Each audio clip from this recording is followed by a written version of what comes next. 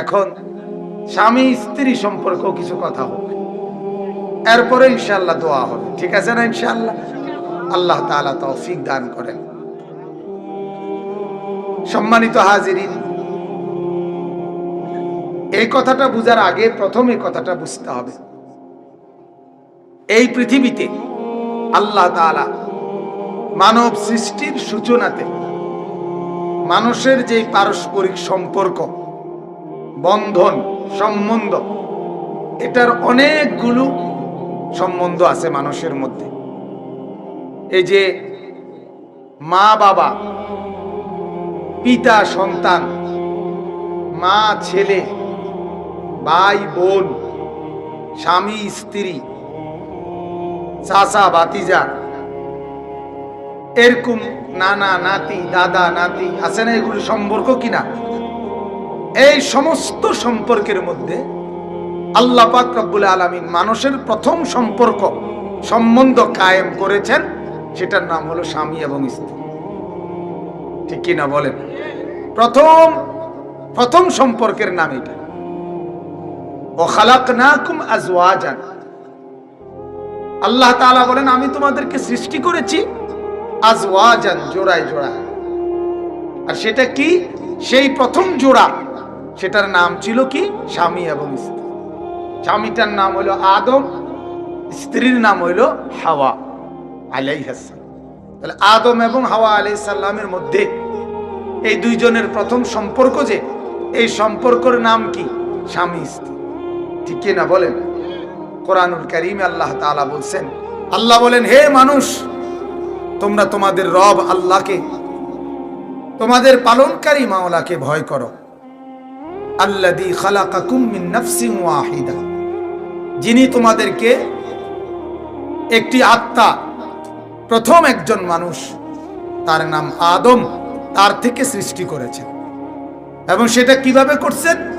ওয়া খালাকা মিনহা যাওজাহা, প্রথমে তার স্ত্রীকে বানাইছেন তার থেকে, এরপরে তাদের দুইজনের মাধ্যমে ওয়া বাসসা মিনহুমা রিজালান কাসীরান ওয়া নিসা, চতুর্দিকের এই কোটি কোটি পুরুষ এবং নারী, এই দুইজনের মাধ্যমে গোটা পৃথিবীতে ছড়িয়ে দিয়েছেন।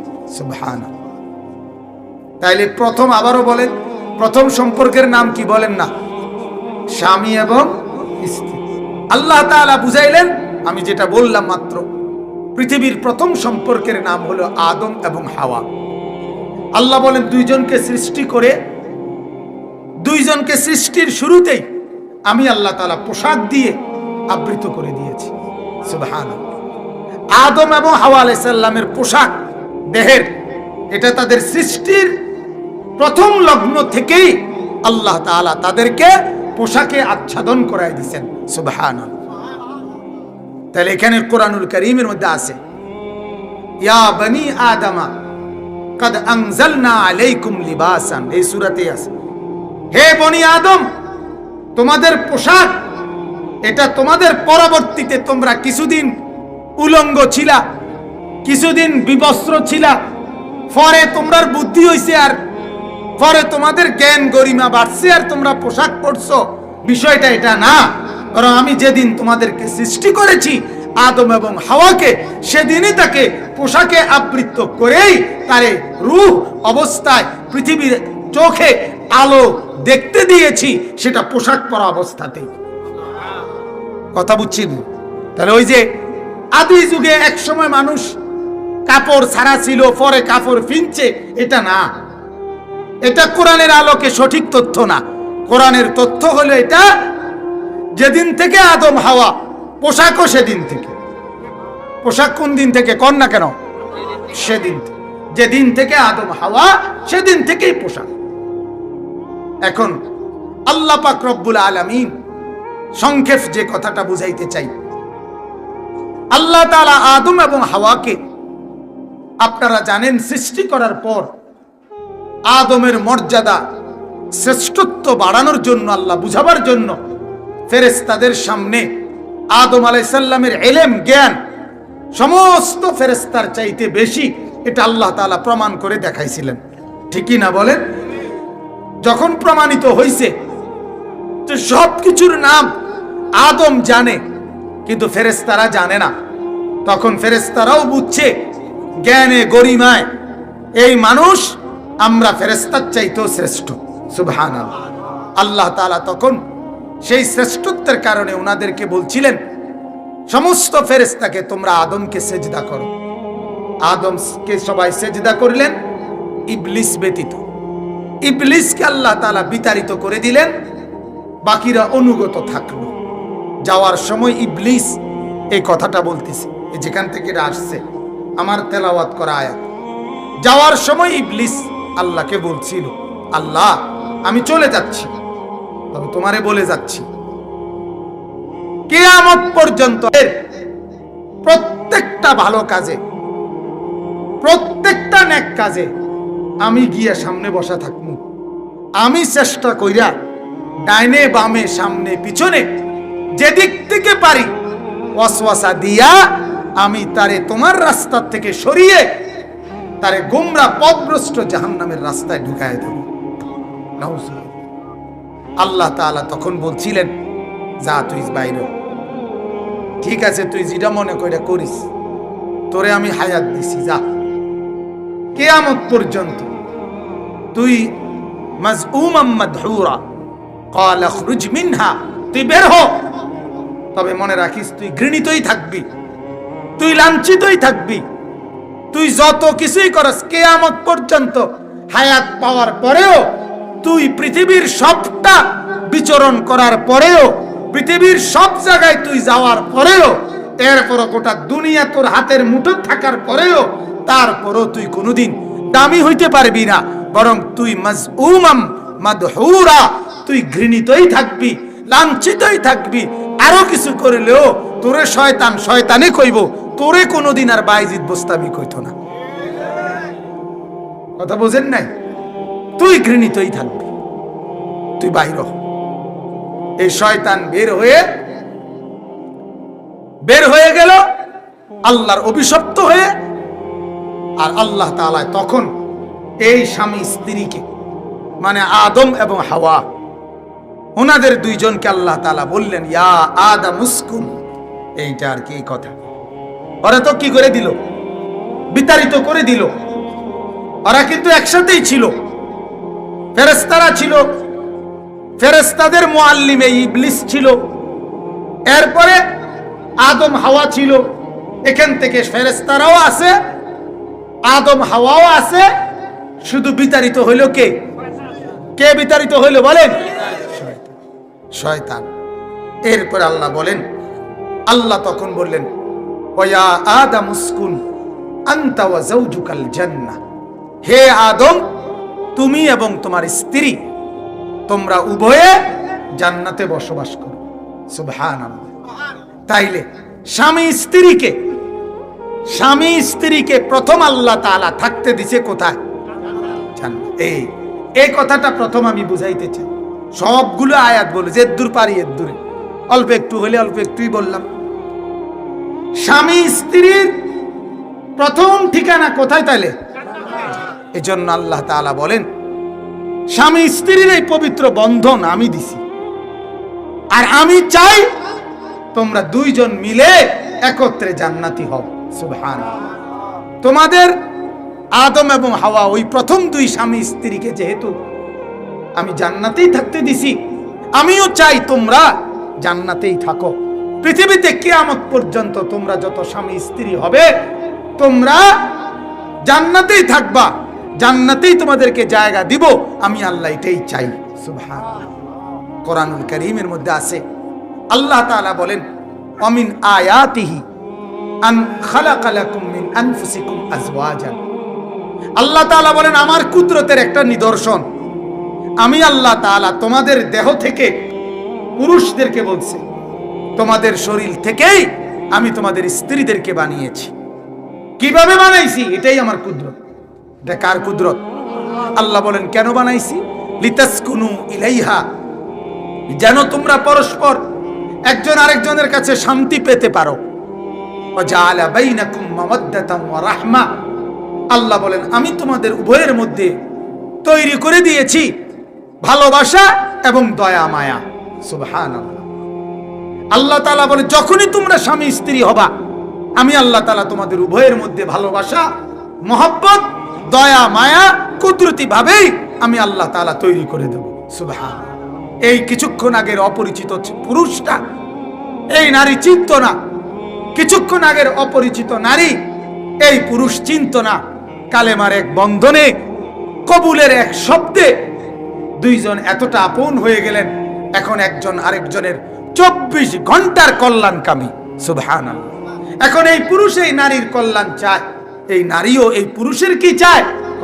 এই যে পবিত্র বন্ধন, এটা একত্র করে দিল, এই মায়া আর মহব্বতের সম্পর্ক তৈরি করে দিল, এটা কে করলো? কে করলো বলেন? এই জন্য প্রথম মনে রাখা চাই, আল্লাহ তাআলা বলেন স্বামী স্ত্রীর এই বন্ধন আমি দিছিলামই জান্নাত দেওয়ার জন্য। হাদিসের মধ্যে আছে, আল্লাহর নবী বলেন ইজা তাজাওয়াজাল আবদু ফাকাদ ইসতাকমালা নিসফাদ দ্বীন। নবী বলেন কোন পুরুষ যখন বিয়ে করে, এই স্বামী আর স্ত্রী যখন হয়, তখনই তাদের উভয়ের অর্ধেক দিনদারি, জান্নাতে যাওয়ার রাস্তা অর্ধেক ফিল আপ হয়ে যায়। ওয়ালিয়াত্তাকিল্লাহা ফিল বাকি, আর বাকি অর্ধেক যাওয়ার জন্য তারা যেন আল্লাহকে ভয় করে, তারা যেন আল্লাহকে ভয় করে। আল্লাহর নবী সাল্লাল্লাহু আলাইহি ওয়াসাল্লাম এইভাবে বহু হাদিসের মধ্যে স্বামী আর স্ত্রীর এই পবিত্র বন্ধনের উপরে আল্লাহর নবী গুরুত্ব দিয়েছেন। এখন আমরা যদি শুধু এই কথাটাই বুঝি, তো আল্লাহ তাআলা এখানে শুধু একটা কথা বলছেন, ফাকুলা মিন হাইসু শি'তুমা, তোমরা স্বামী স্ত্রী দুইজনই জান্নাতের যেদিক দিয়ে মন চায় ভোগ করো। পুরা জান্নাতে আমার নিয়ামতে ভরা, এটা উপভোগ করো। তবে শুধু ওয়ালা তাকরাবা হাদিহি শাজারা ফাতাকুনা মিনাজ জালিমিন। আমি একটা গাছ আল্লাহ দেখাই দিবেন, এই গাছের কাছে তোমরা যেও না, এই গাছের ফল খেও না, তাইলে তোমরা আমার অবাধ্যদের অন্তর্ভুক্ত হবে। নাউজুবিল্লাহ। তাহলে দেখেন, এখানে আমরা আমাদের মতো আমাদের পবিত্র এই বন্ধনের ব্যাখ্যা করি যে স্বামী আর স্ত্রীকে আল্লাহ তাআলা বলছে তুমি জান্নাতেই থাকো, যা মন চায় আমার নিয়ামত উপভোগ করো, শুধু আমার নিষিদ্ধ যেটা এইটা তোমরা করো না, তাইলে তোমরা অবাধ্য হয়ে যাবা, আর নিয়ামত ভোগ করতে পারবা না। ঠিক আল্লাহর কসম, আমি আপনাদেরকে শুধু এই কথাটাই বুঝাইতে চাই, স্বামী আর স্ত্রীর এই পবিত্র বন্ধন আল্লাহ দিয়েছে বরকতের জন্য দিছে, রহমতের জন্য দিছে, মহব্বতের জন্য দিছে, জান্নাতে দেওয়ার জন্য দিছে। কিন্তু এই দুইজনের দ্বারা যখন আল্লাহর নাফরমানি হয়, এই দুইজন পরিকল্পনা করে ঘরের মধ্যে যখন নাফরমানি চালু করে, স্বামী অবৈধ রোজগারের ফিকিরে থাকে, মহিলা বেপর্দার ফিকিরে থাকে, এই দুইটাই হারামের মধ্যে জড়িত হওয়ার কারণে খোদার কসম এদের দুনিয়াও অশান্তি হয়, এদের আখিরাতও অশান্তি হয়। একজন ধান্দায় নামে অবৈধ রোজগার, আরেকজন ধান্দায় নামে বেপরদিগি। স্বামীর কথা হলো আমি রোজগারের বিষয়টা দেখি, স্ত্রীর কথা হলো আমি সাজগোজের বিষয়টা দেখি। আমি যত পারি মানুষের পুরুষকে আমি দেখাবো, তুমি শুধু পাউডার শুনো, যখনই শেষ হয় বললেই নতুন নতুন ফেয়ার অ্যান্ড লাভলি, নতুন নতুন মেকআপ বক্স, নতুন নতুন পাউডার আনবা, আমি ডললে ডললে মানুষের দেখামু, আর তুমি আমার খানা দানা যা দরকার, হালাল হোক হারাম হোক, বৈধ হোক অবৈধ হোক, তুমি শুধু কামাই করো, যেমনে পারো মাথাত বাড়ি দিয়ে পারো, সিটারি করে পারো, বাটপারি করে পারো, ধোকা দিয়ে পারো, সুদ খাও, ঘুষ খাও, কিস্তি লও, লোন লও, পত্তন লও, ধোকা দাও, ওজনে কম দাও, মিথ্যা বলো, প্রতারণা করো, তুমি যেমনে পারো রোজগার করো, আমি যেমনে পারি সাজগোজ করি। আল্লাহ বলেন আহা, এটাও তো ঠিক এরকমই। আমি আল্লাহ প্রথম দিন স্বামী স্ত্রীকে বলছি জান্নাতে থাকো, যত পারো নিয়ামত ভোগ করো, তবে আমি যেটা নিষেধ করেছি সেটার কাছে যেও না, ফাতাকুনা মিনাজ জালিমিন, তাইলে তোমরা অবাধ্য হয়ে যাবে, আমার রহমত থেকে সরে যাবে, আমার নিয়ামত থেকে বঞ্চিত হবে। সেদিন আল্লাহ তাআলা উদাহরণ দিয়ে কথাটা পরিষ্কার করে বুঝাইয়া দিয়েছেন। আজকের জন্য এটাই কথা, আমাদের জন্য এটা কথা। আজ আমাদের আফসোস, যেই ঘরে স্বামী স্ত্রী পরিকল্পনা করে গুনার জন্য একজন আরেকজনকে না বাঁচায়, আল্লাহর কসম ওই পুরা ফ্যামিলি তখন লন্ডভন্ড হয়ে যায়। আজ বরবাদির মূল কারণ এটা। স্ত্রীর আবদারের কারণে স্বামী এই রঙিন টেলিভিশন ঘরে চালাইতেছে, বিবির এই সম্পদের লিপসার, বিবির আপনার অনেক আইটেমের অনেক কিছুর গহনা, ফার্নিচার, আসবাব, এগুলোর আবদারের কারণে এই বেচারা অবৈধ রোজগারের মধ্যে ঝুঁকতেছে। তাহলে একজন আরেকজনকে মূলত গুনার কাজে উৎসাহিত করলো। কিসের কাজে বলেন? তাহলে গুনার কাজে, হারামের কাজে উৎসাহিত করলে মনে রাখতে হবে এই সুখ আর মিলবে না, দুনিয়াতেও না আখিরাতেও। হাদিসের মধ্যে আছে, আল্লাহর নবী বলছে, যে স্বামী তার স্ত্রীকে রাত্রিবেলা ভোরে ফজরের নামাজের জন্য তুলে দেয়, আবার স্ত্রী তার স্বামীকে ফজরের নামাজের জন্য তুলে দেয়, ছিটায়া পানি ছিটায়া দেয়, আল্লাহর নবী সাল্লাল্লাহু আলাইহি সাল্লাম বলেন, কুতিবা মিনাদ যাকিরিন আল্লাহ কাসীরাম ওয়াজ যাকিরাত, আল্লাহ এই স্বামী স্ত্রীকে জিকিরকারী পুরুষ এবং নারী বেশি বেশি যারা করছে তাদের অন্তর্ভুক্ত বানায় দেয়। আর আল্লাহ কোরআনে বলছেন, ওয়াজ যাকিরিন আল্লাহ কাসীরাম ওয়াজ যাকিরাত আ'আদ্দাল্লাহু লাহুম মাগফিরাতাম ওয়া আজরান আযীমা, জিকিরকারী পুরুষ বেশি বেশি এবং বেশি বেশি জিকিরকারী মহিলা আমি আল্লাহ উভয়ের জন্য আমার মাগফিরাত এবং আমার শ্রেষ্ঠতম প্রতিদান জান্নাত নির্ধারণ করে রাখছি। তাহলে স্বামী আর স্ত্রী হওয়ার কথা ছিল আল্লাহর জিকিরকারী বান্দা বান্দি। আজ আমরা উল্টে গেলাম, আজ আমরা উল্টে গেলাম, দুজন হয়ে গেলাম গুনার কাজে সহযোগী। ঠিকই না বলেন? স্বামীর গুনার জন্য স্ত্রী উৎসাহিত করছে, আমি এত কথা বুঝি না, সোফা লাগবেই, আমি এত কথা বুঝি না, কাপড় এটা আমার লাগবেই, কেমনে আনবা তুমি বুঝো।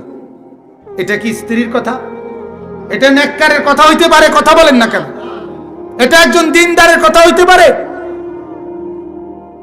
স্বামীর কথা হইল, আমি এত কথা বুঝি না, তুমি আমার ছোট ভাইয়ের সামনে বাদ দিতেই হইব। আমি এত কথা বুঝি না, আমরা বাসুর, তুমি তার সামনে কি করতেই হবে, খানা দিতেই হবে, এক লগে খানা দানা ব্যবস্থা করতেই হবে। তাহলে আপনি বলেন, স্বামী বেচারা তার স্ত্রীকে কিসের জন্য উৎসাহিত করলো? গুনাহ। আবার স্ত্রী কি কইল? স্বামীকে গুনাহ। কথা কি এই ছিল? আল্লাহ কি এটা চাইছিলেন? কথা বলেন। আল্লাহ এটা চাননি, আল্লাহ এটা চাননি। কিতাবের মধ্যে কথা স্পষ্ট আছে, কোরআনে আছে, মিয়া এক স্বামী স্ত্রীর জ্বলন্ত উদাহরণ আল্লাহ দিছে পৃথিবীতে, যে কতটা কঠোর কাফের স্বামী আর তার স্ত্রী দেখো কেমন। আল্লাহ উদাহরণ দিয়ে বলছে, আমার একজন বান্দি আসিয়া, যার স্বামীর নাম ছিল ফেরাউন, তার চাইতে বড় ভয়ঙ্কর, তার চাইতে বড় বিভৎস, নিকৃষ্ট, এত বড় জালেম আর কেউ ছিল না। ঠিক কিনা বলেন? কিন্তু আল্লাহ তাআলা বলেন, ওই জালেমের ঘরে থেকেও, সর্বনিকৃষ্ট পাপীর ঘরে থেকেও স্ত্রী আসিয়া শেষ মুহূর্ত পর্যন্ত তার ঈমান রক্ষা করছে। হাদিস তাফসীরের মধ্যে আছে, ফেরাউন আপনার হযরতে আসিয়াকে এরকম হাত টানা দিয়া পুরা শরীরের মধ্যে পেরেক মারছে, পেরেক, পেরেক। ওয়া ফিরআউনা দিল আওতাদ, কোরআনে আছে পেরেক। ফেরাউন তার বিবি আসিয়ার কাছে পুরা শরীরে পেরেক মাইরা রক্ত ঝরছে। তখন ফেরাউন বলছে, আসিয়া এবার দিন ছেড়ে দে, এবার ঈমান ছেড়ে দে। তাফসীরের মধ্যে আছে, হযরতে আসিয়া বলছে, ফেরাউন, আহা তুমি জানো না তোমাকে ছেড়ে দেওয়া যায়, রাজপ্রাসাদ ছেড়ে দেওয়া যায়, রানীর মর্যাদা ছেড়ে দেওয়া যায়, তামাম দুনিয়ার সব সুখ ছেড়ে দেওয়া যায়, কিন্তু আল্লাহকে ছেড়ে দেওয়া যায় না, ঈমান ছেড়ে দেওয়া যায় না, আল্লাহকে ছেড়ে দেওয়া যায় না, আখিরাত ছেড়ে দেওয়া যায় না। ঈমানের যে সাত কলিজায় ঢুকছে, ফেরাউন ওটা ছাড়া যাবে না। কি হলো তখন? ফেরাউন তখন আসিয়ার ব্যাপারে বলছে যে আসিয়া কে, জীবন্ত থাকতেই, তখনও মরে নাই, ফেরেগেনা মারছে কিন্তু মরে নাই। এই অবস্থায় ফেরাউন বলছে তার চামড়া, শরীরের জীবন্ত ছাগলের চামড়া যেভাবে ছিলে ফেলে, তোমরা এভাবে তার চামড়া ছিলতে থাকো। কোরআনুল কারীমের মধ্যে আছে, কোরআনের আয়াত। হযরতে আসিয়া তখন একটা দোয়া করছে, আল্লাহ, ওরা এই মুহূর্তে আমাকে এই অবস্থা করবে, আর আমার এখন আর জান থাকবে না আমি জানি, তবে মাওলা আমি মৃত্যুর আগে তোমার কাছে ফরিয়াদ, রব্বি বিনি লি ইনদাকা বাইতান ফিল জান্নাহ, আল্লাহ তোমার সাথে জান্নাতে একটা ঘর চাই, তোমার সাথে দিয়ে থাকমু এমন একটা ঘর আমার জন্য বরাদ্দ দাও। তাফসীরের মধ্যে আছে আল্লাহ পাক জিবরাইলকে পাঠাইয়া বললেন, জিবরাইল যাও, জান্নাতে আমি আমার আসিয়ার জন্য যে ঘরটা নির্ধারণ করছি ওই ঘরটা তার চেহারার সামনে তুলে ধরো, আমার আসিয়া জান্নাতের ঘর দেখতে দেখতে নিজের জান দিয়ে চলে আসুক। হযরতে আসিয়া দেখতে দেখতে জান্নাতের দিকে তাকায় তাকায় চামড়া ছিলছে, উনি ওনার জান দিয়ে দিছে, মালিকের জান্নাতে পৌঁছে গেছে। সুবহানাল্লাহ, সুবহানাল্লাহ। অতএব এক স্বামী স্ত্রীর উদাহরণ আল্লাহ দেখাইছে। আবার দেখেন, এখানে তো স্ত্রী পুরা দিনদার, স্বামী নাফরমান, ঠিক কি না বলেন? আরেকটা উদাহরণ দিছে আল্লাহ, নূহ আলাইহিস সালাম, লূত আলাইহিস সালাম, দুইজন নবীর নাম, নূহ আলাইহিস সালাম এবং কি লূত আলাইহিস সালাম, এই দুইজন নবী। এই দুইজন নবী, ওনাদের বিবি, ওনাদের স্ত্রী ছিল কাফের, ওনারা ছিলেন ইমানদার। মৃত্যু পর্যন্ত স্ত্রীরা কাফের ছিল, স্বামীরা দুইজন ইমানদার না, শুধু দোনো স্বামী নবী ছিল। কি ছিল বলেন না? নবী ছিল। যেদিন আল্লাহ তাআলা আযাবের ফয়সালা দিছে, সেদিন আল্লাহ তাআলা বলছে এমন নাফরমান বিবি সাথে নিও না, তুমি আলাদা হয়ে যাও। ইমানদার স্বামী নূহ আলাইহিস সালাম, ইমানদার স্বামী লূত আলাইহিস সালাম স্ত্রীকে ত্যাগ করে আলাদা হয়ে গেছে, আর ওই বিবিরা দুইজনই নাফরমান গজবওয়ালা বান্দাদের অন্তর্ভুক্ত হয়ে ওরা ধ্বংস হয়ে গেছে। নাউজুবিল্লাহ। তাহলে আমার বলার উদ্দেশ্য, তিনটা উদাহরণ হয়ে গেল। একটা হলো স্বামী স্ত্রী যদি আল্লাহ রাসূল বলছে একজন আরেকজনকে ইবাদত আমলের জন্য জাগায় দেয়, তাইলে উভয়ে জান্নাতি, ঠিক কি না বলেন? আর স্বামী যদি বেঈমান হয়, স্ত্রী তবুও যদি নিজের ঈমান রক্ষা করে, তাহলে স্ত্রী জান্নাতি। আবার স্ত্রী যদি নাফরমান হয়, স্বামী যদি নিজের ঈমান রক্ষা করে, তাহলে স্বামীও জান্নাতি। তাহলে যে কোনো মূল্যে স্বামী আর স্ত্রীর এই বন্ধনের মূল মাকসাদ হইল নিজের আখিরাত ঠিক করা, ঠিক কি না বলেন না কেন? শুধু দুনিয়া ভোগ করা, দুনিয়ার কিছুক্ষণের মজা লাভ করা, এটা মূল মাকসাদ না, বরং এই বন্ধন দ্বারা মাকসাদ হইল আখিরাত লাভ করা। কি লাভ করা বলেন? হ্যাঁ, সম্মানিত হাজিরিন, এইবার তাইলে দেখেন আল্লাহ তাআলা বলতেছেন, ওয়ালা তাকরাবা হাদিহি শাজারাতা ফাতাকুনা মিনাজ জালিমিন।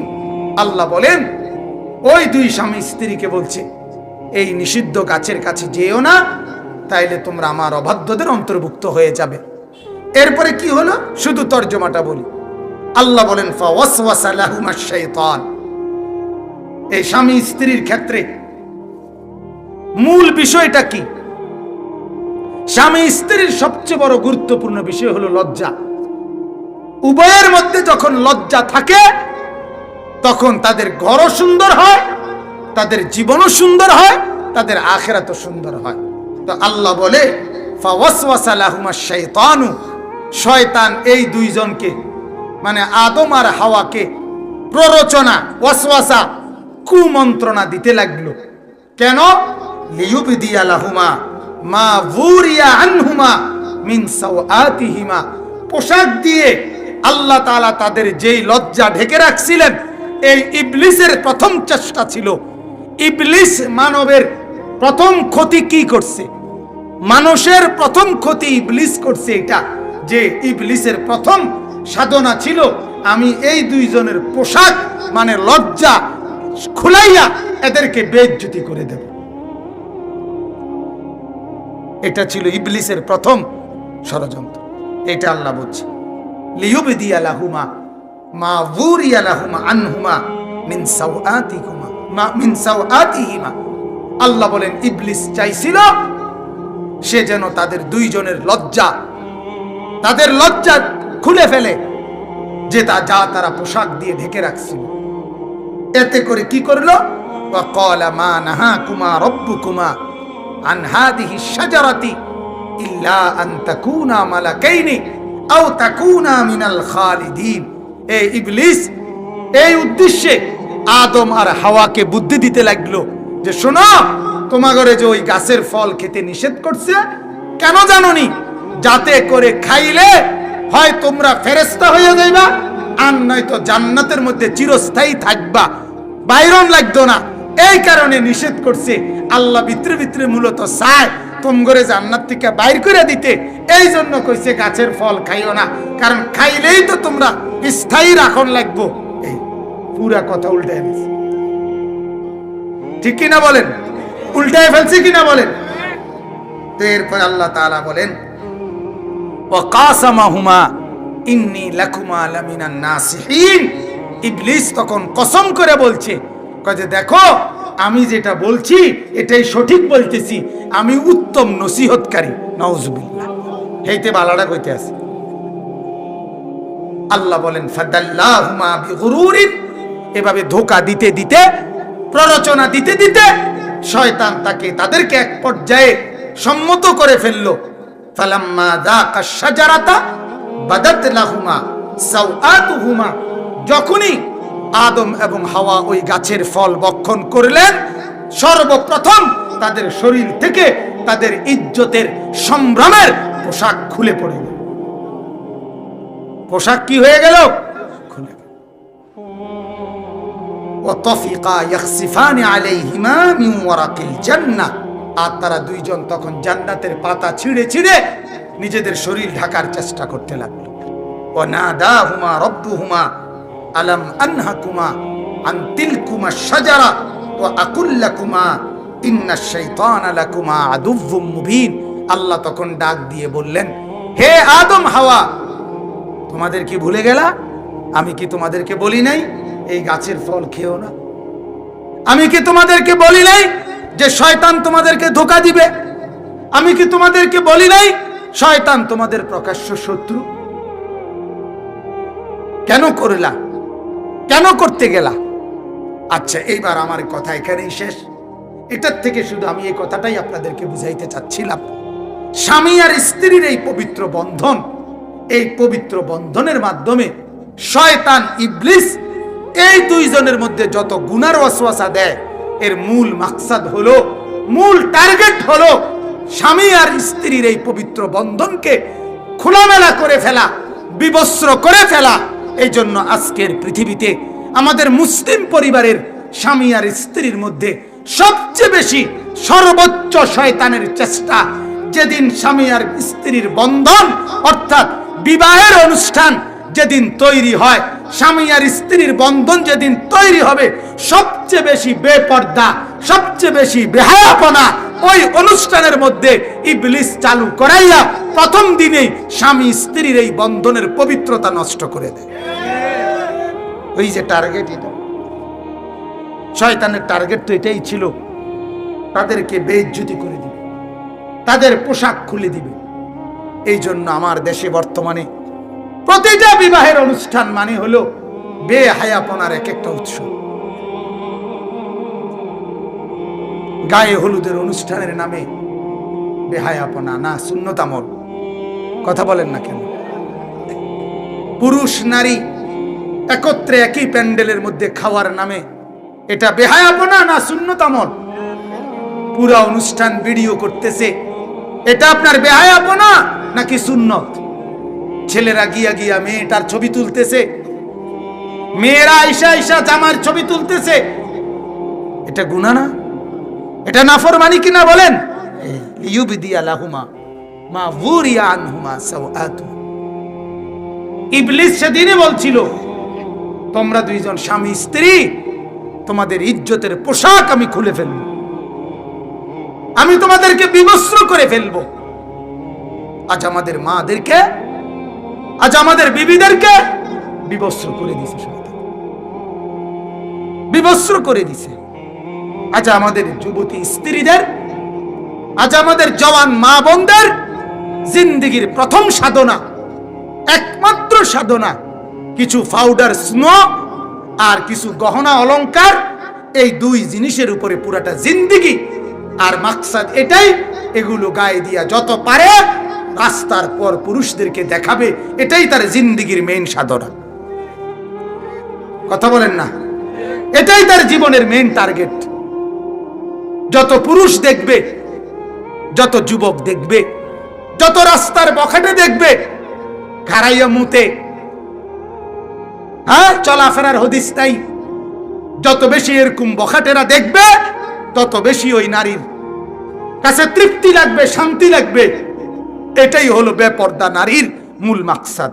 আসল কথা হলো, মূল বিষয় শয়তানের সিদ্ধান্তই ছিল এটা, আমি মুসলমানের এই পবিত্র বন্ধন, তাদের ঘরের এই পবিত্র সম্পর্ক নষ্ট করে তাদেরকে আমি বিবস্ত্র করে দেব, বেহায়া করে দেব, বেপর্দা করে দেব। নাউজুবিল্লাহ।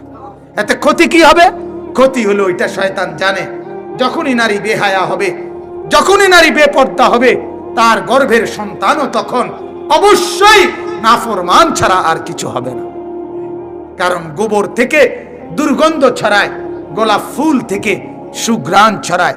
যে নারী বেপর্দা সে গোবরের মতো, যে নারী পর্দানশীল সে গোলাপের মতো, গোলাপের মতো। এই জন্য বেপর্দা নারী আজ আর কোনোভাবে তাদের সন্তানদেরকে কন্ট্রোল করতে পারতেছে না। নাহলে এত বেশি সন্তানাদি বেনামাজি, এত বেশি সন্তানাদি বেপর্দা বেহায়া, এর কারণ একটাই, যে শুরু থেকেই ঘরওয়ালারাই ছিল বেপর্দা বেহায়া। বলেন নাউজুবিল্লাহ, বলেন নাউজুবিল্লাহ। অতএব আমি আপনাদের কাছে এতটুকু কথাই বললাম, স্বামী আর স্ত্রীর এই পবিত্র বন্ধনে মূল মাকসাদ, আপনারা যারা নিজেদের এই বন্ধনে আছেন তাদের প্রত্যেকের কাছে অনুরোধ, আপনি এমন একজন স্বামী হন।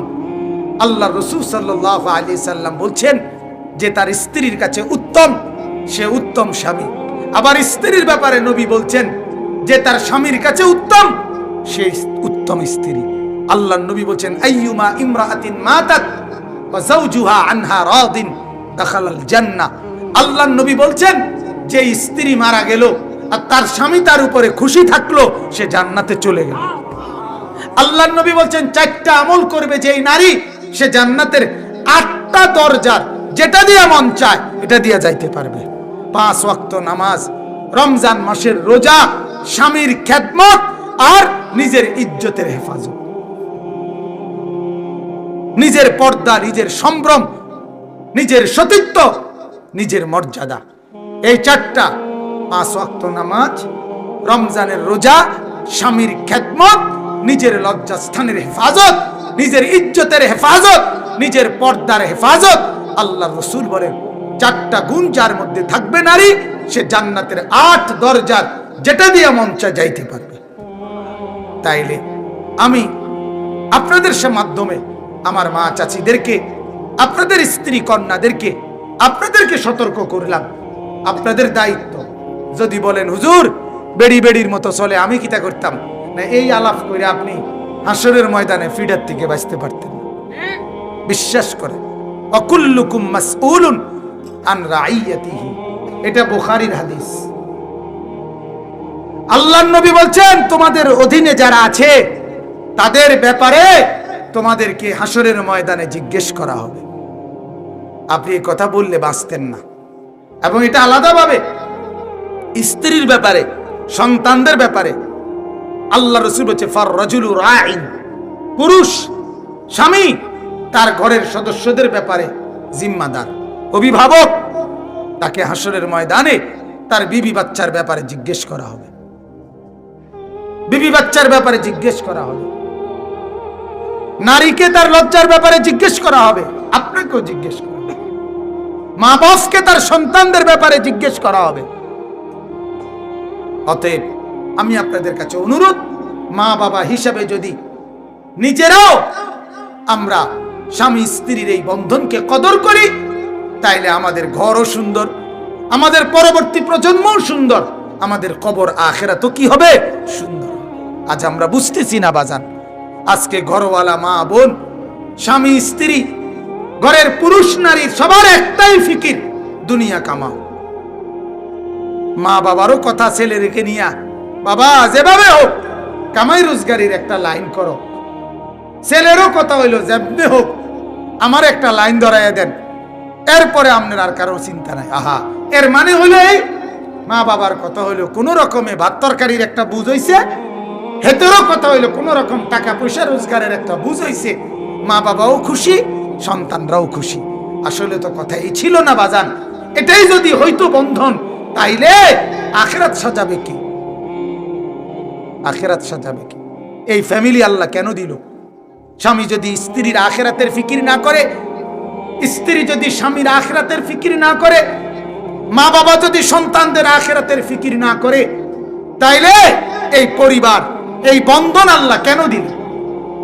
হাদিসের মধ্যে আরে কোরআনে আছে, আল্লাহ পাক রব্বুল আলামিন আমাদের নবী সাল্লাল্লাহু আলাইহি সাল্লামকে বলছে, ওয়া'মুর আহলাকা বিস-সালাত, হে নবী আপনি আপনার পরিবারের সদস্যদেরকে নামাজের আদেশ করুন, ওয়াসতাবির আলাইহা, আপনি নিজেও নামাজের উপরে মজবুত থাকুন, লা নাসআলুকা রিজকা, আল্লাহ বলে ও নবী আপনার কাছে আপনার ফ্যামিলি চালাইতে গিয়ে আমি আল্লাহ রিজিক চাই না, নাহনু নারযুকুকা, আমি সবাইকে রিজিক দেব, আপনি শুধু নামাজের ফিকির করেন, রিজিকের ফিকির আমি করব। আল্লাহ ফিকির করো না, তুই কিতা খাইবি আমি মরলে, আল্লাহ বলে এটা তোমার দায়িত্ব না, তোমার দায়িত্ব হইল এই ফিকির করা যে তুই নামাজ পড়ো না কেন। আমার কথাটা বুঝছেন কিনা আপনারা? আজকে আমরা আমাদের দায়িত্ব যেটা সেটা বুঝি নাই, যেটা দায়িত্ব না সেটা আমরা কাঁধে তুলে নিছি। কয় যে হুজুর ডাইরেক্ট বলে দেয়, হুজুর আমি ঘর করে দিছি, বিল্ডিং করে দিছি, জমি কিনা দিছি, নিজে খাইয়া না খাইয়া বিট বাইন্দা দিছি, আমার হুজুর আমার জীবনটা আমি শেষ করছি এই জিফুতের লাগিয়া, অন যদি তারা নামাজ রোজা না করে আমি কিতা করতাম? আম্মা এই কথা আপনারে কে কইছে? এই আলাপ করলে সিরা ভিজবো, আপনার এটা কে কইছে? কথা বলেন না, এটা আপনারে কে বুদ্ধি দিল? এটা যে বাপ মার দায়িত্ব সন্তানের শুধুমাত্র জায়গা জমি দালান বিল্ডিং ঠিক করে দেওয়া, হ্যাঁ খাইয়া না খাইয়া, কে বলছে? আল্লাহ তো এটা বলে নাই, রাসূল তো এটা বলে নাই, নবী তো বলছে মা নাহালা ওয়ালিদুন ওয়ালাদাহু মিন নুহলিন মিন আদাবিন হাসান। আল্লাহর নবী বলছেন একজন মা বাবা তার সন্তানের জন্য সবচেয়ে বড় উপহার হলো তাদেরকে উত্তম আদব শিখায় দাও, উত্তম আদব শিখায় দাও। হযরতে লোকমান হাকিম তার সন্তানকে আখলাক শিখাইছেন, আদব শিখাইছেন। হযরতে ইয়াকুব আলাইহিস সালাম তার ছেলেদেরকে মৃত্যুর সময় বলছেন, বাবা আমি দুনিয়া থেকে চলে যাচ্ছি, আমি জানতে চাই মা তা'বুদুনা মিন বাদি, আমার পরে কার ইবাদত করবা এটা কইয়া দাও। ক্বালু না'বুদু ইলাহাকা, তারা বলছে আব্বা আল্লাহর ইবাদতই করব, আপনি কোনো চিন্তা করবেন না। ইয়াকুব নবী তখন বলছে ঠিক আছে, তাইলে আমি আমার মাওলার কাছে রওনা দিলাম। হযরত ইব্রাহিম আলাইহিস সালাম হাজেরা স্ত্রী আর ছেলে ইসমাইল, নিজের স্ত্রী এবং ছেলেকে একাকী ওই মরুভূমিতে রাইখা আল্লাহর হুকুমে যখন চলে যাচ্ছে, আলাদা হইয়া কোরআনে আছে উনি নিজের স্ত্রী আর সন্তানের জন্য আল্লাহর কাছে দোয়া করে বলছে, রব্বানা লিয়ুকিমুস সালাহ, আল্লাহ আমার বিবি বাচ্চা আমি দেখতেছি খানা নাই, পানি নাই, আহারের জায়গা নাই, বসার জায়গা নাই, বসবাসের কোনো ব্যবস্থা নাই, মাওলা এগুলো লইয়া আমি কিছু কইলাম না, এগুলো আমার টেনশনও না, আমার টেনশন এই অবস্থায় থাইকাও যেন তারা নামাজ আদায় করে। কোরআনের আয়াত, এই অবস্থায় থেকেও যেন তারা নামাজ আদায় করে। পরবর্তী ভাত করতে আসবে এটা আমার জানার দরকার নাই মাওলা। তাহলে আপনি চিন্তা করেন আল্লাহ তাআলার নবীরা কি শিখাই দিয়েছে। ইব্রাহিম আলাইহিস সালাম দোয়া আছে কোরআনে, উনি বলছেন রব্বি জাআলনি মুকিমাস সালাহ ওয়া মিন যুররিয়্যতি। ইব্রাহিম নবী বলছে আল্লাহ আমাকে নামাজ আদায়কারী বানান, আমার সন্তানদেরকেও নামাজি বানান। কোরআনের আয়াত। সুলাইমান আলাইহিস সালামের দোয়া কোরআনে আছে। সুলাইমান আলাইহিস সালাম যখনই উনার 40 বছর বয়স হয়েছে, উনি এবার দোয়া করছে। দোয়ার মধ্যে একটা বাক্য এটা, ও আসলিহলি ফি যুররিয়্যতি, আল্লাহ আমার সন্তানদেরকে আপনি ইসলাহ সংশোধন করে দেন, উত্তম করে দেন। নবীদের দোয়া এটা, নবীদের দোয়া এটা। তাহলে সমস্ত নবী এটা শিখাইছে। প্রতিটা বাবার দায়িত্ব এটা বাজান। আপনারা আমার এই কথাটাই শুধু বুঝেন। মা বাবার ফজিলত তো অবশ্যই, সন্তান তো মা বাবার খেদমত করবে বুঝি, কিন্তু সন্তানকে তো মা বাবার খেদমতের পরিচয় দিতে হবে। সে তো জানতে হবে মা বাবার খেদমত কাকে বলে। সে তো জানতে হবে এই কোরআনে মা বাবার খেদমতের কথা কি বলছে, এটা বলতে হবে না তাকে? কথা বলেন না কেন? আপনি তো তার এই কোরআনই দেন নাই, সে জানবে কোত্থেকে? আপনি তার কাছে তো কোরআনই পেশ করেন নাই, সে মা বাবার খেদমত শিখবে কোত্থেকে? মা বাবার খেদমতের আলোচনা হাট্টিমাটিমের ভিতরে তো নাই, কোরআনের মধ্যে না আছে। কথা বলেন না কেন? রাসূলুল্লাহর হাদিসের মধ্যে না আছে। তো যেখানে আছে সেখান থেকেই তো তাকে বঞ্চিত করে দিছে, সেখান থেকেই তো তাকে মাহরুম করে দিছে। 2 বছরের বাচ্চা মোবাইল ছাড়া 1 মিনিটও থাকতে চায় না। মা বাবার নিজের হাতের মোবাইল, কি আশ্চর্য! কি বুঝ, নিজেদের বুঝ। অতএব স্বামী আর স্ত্রীর মূল জিম্মাদারি হলো পবিত্র এই বন্ধন দ্বারা উভয়ে উভয়ের ইবাদতের ফিকির করবে, আর উভয়ে উভয়ের আগত সন্তানদের আখিরাতের ফিকির করবে। অতএব আমি মূলত এই আয়াতের তাফসীরের বিস্তারিত ব্যাখ্যা বলি নাই, মূল বক্তব্য এটা বলছি। আল্লাহ বলছে শুরুতেই স্বামী আর স্ত্রী তোমাদেরকে জান্নাতেই রাখতে চাই, কিন্তু আমার হুকুমের উল্টা করো না, তাইলে কিন্তু অবাধ্যদের অন্তর্ভুক্ত হইয়া জাহান্নামী হইয়া যাইবা। আবার আলাদা আলাদা উদাহরণ দিয়ে আল্লাহ বুঝাইছে, হ্যাঁ তুমি তোমার জিম্মাদারি আদায় করবা, তবে এরপরও আবার বুঝাইছে স্ত্রীকে স্বামীকে সর্বোচ্চ বলার পর চেষ্টার পরও যদি সে বদ্দিনী করে তাইলে তুমি কইরো না, তুমি একলা হইলেও জান্নাতি হইও। আবার স্বামীকে বলছে স্ত্রী নাফরমানি করলেও 1000 বার বলার চেষ্টা অব্যাহত রাখবা, তারপরেও তার মতো মিশে যাইও না, বরং তুমি একলা হইলেও তোমার আখিরাতের ফিকির করবা। উভয় রকম উদাহরণ বলে দিস। তোমার দায়িত্ব আদায় করবা, তোমার বলাও অব্যাহত রাখবা, তোমার চেষ্টাও অব্যাহত রাখবা, বাকি তোমার নিজে ঠিক আছে কইতে কইতে তুমি যেন এমন না হও, ঠিক আছে তুমি বউ জিরা কও ইডে কথা যাও না, এমন হতে পারবে। অথবা মহিলা এটা বলতে হবে না আমার জান যাইতে পারে, আমি বেপরদা হব না, আমার জান যাইতে পারে, আমি যাদের সামনে যাওয়ার অনুমতি নাই খোলা মেলা তাদের সামনে আমি ঘরেও যাব না। সে দেবর রাগ করুক, সে দেবর ভাসুর রাগ করুক, কিন্তু আমার আল্লাহর রাগ এর চাইতে বেশি। ঠিক কিনা বলেন? এখানে তারা 2 জন রাগ করবে, সেখানে আল্লাহ এবং তার রাসূল রাগ করবে, তাহলে ওই রাগটা বেশি মারাত্মক না? এই রাগে তো কোনো ক্ষতি নাই, ওই রাগে তো জাহান্নাম। আল্লাহ রাগ করলে তো কি দিবে? আল্লাহ আমাদেরকে মাফ করে দেন, আল্লাহ আমাদেরকে কবুল করেন। অতএব আমার ভাই, আমি যতটুকু বললাম এই কথার মূল মাকসাদ নিজেদের পরিবার, নিজেদের স্বামী স্ত্রী এবং নিজেদের সন্তানাদি নিয়ে প্রত্যেকেই ফিকির করেন। এই ফিকিরের মাধ্যমে ইনশাআল্লাহ বরকত হবে। কেউ কাউরে ছাইড়া দিয়েন না বাপ, আমার অনুরোধ। স্বামী স্ত্রীর দিকে নজর রাখেন, স্ত্রী স্বামীর দিকে নজর রাখেন, স্বামী স্ত্রী সন্তানদের দিকে নজর রাখেন। ছেলেটার হাতে টাকা দিয়া তারে তার মতো ছেড়ে দিয়েন না। মেয়েটা আপনি একটা বার হলো ভাইবা নিয়েন, চিন্তা করেন আপনার 16 বছরের 18 বছরের মেয়েটা এত পাউডার স্নো মেখে, এত 8-7 পোশাক পরে, এত রঙ্গিলা কাপড় পরে বাইরে যাইতেছে কারে দেখাবার জন্য? আপনি মা, আপনি বাবা হয়ে এটা একটা বার হইলো ভাইবেন আমার সন্তান কারে দেখাইতো রাস্তায় যায়, এটা যেই মা বাপ ভাবে না, ওই মা বাপের মতো অপদার্থ আর কেউ নাই। ওদের চক্ষু লজ্জা বলতে কিছু নাই, যে মা বাপের চোখের সামনে মেয়ে বেপরদা, চক্ষু লজ্জা বলতে কিছু নাই। যেই মা বাপ জীবিত থাকতে তার ছেলে এক ওয়াক্ত নামাজ পড়ে না, ওই মা বাবার জিন্দেগীর সার্থকতা কি? বেঁচে থাকার লাভ কি আমার? আল্লাহ তাআলা আমাদের প্রত্যেককে বুঝার তৌফিক দান করেন। আল্লাহ আমাদের প্রত্যেককে কবুল করেন। আজকের এই মাহফিল আল্লাহ তাআলা বরকত দান করেন। যত কথা হইছে ইতিপূর্বে, আল্লাহ সমস্ত কথার মধ্যে বরকত দেন। আল্লাহ আমাদের সবাইকে কায়েম দায়েম রাখেন ঈমান ইসলামের উপরে, এবং এই মাহফিল খানা আল্লাহ তাআলা যেন কিয়ামত পর্যন্ত কায়েম করে দেন। আমিন।